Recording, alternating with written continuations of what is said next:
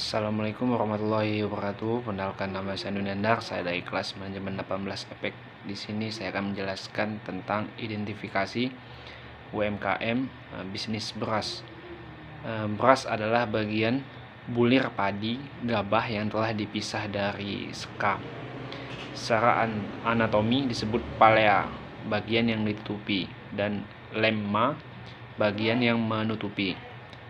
Beras adalah salah satu produk makanan pokok paling penting di dunia. Beras menjadi mayoritas penduduk Indonesia, terutama masyarakat kalangan menengah ke bawah. Pada salah satu tahap pemrosesan hasil panen padi, gabah ditumbuk dengan lesung atau digiling sehingga bagian luarnya terlepas dari isinya.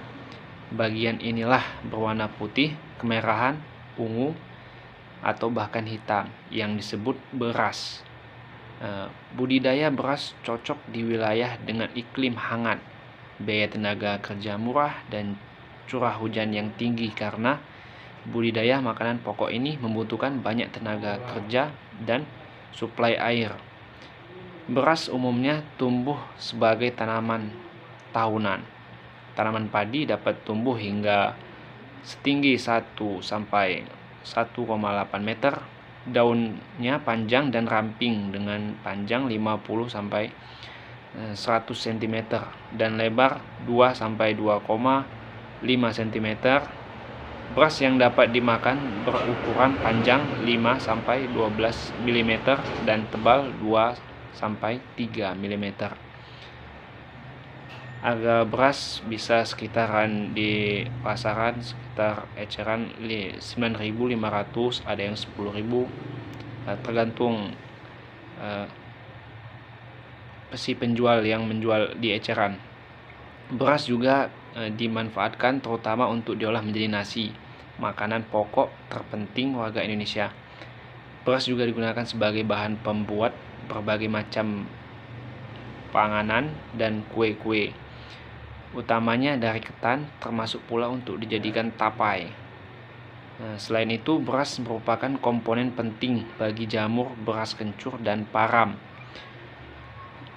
Untuk kandungan beras, sebagaimana bulir serealia lain, bagian terbesar beras didominasi oleh pati, sekitar 80-85%. Beras juga mengandung protein, vitamin, terutama bagian aleronnya, mineral, dan air. Selanjutnya, untuk saran mitigasi risiko untuk bisnis beras, itu menurut saya yang pertama mengusulkan kepada Kementerian Perdagangan menerapkan kebijakan penetapan harga eceran tertinggi beras kelas menengah ke bawah. Yang kedua, sepakat mendorong pemerintah untuk memperkuat peranan Perum Bulog. Jika selama ini hanya menyerap beras produksi nasional kira-kira 10%, kedepannya diharapkan dapat menyerap paling tidak 20%. Yang ketiga, mendorong revisi SNI khusus untuk beras menengah ke atas dari sebelumnya yang bersifat voluntari dan menjadi mandatori. Dan yang terakhir, mendorong pemangkas jalur distribusi dengan mekanisme pasar lelang. Mungkin itu saja jawaban dari saya tentang identifikasi dan mitigasi saran resiko untuk bisnis beras ini.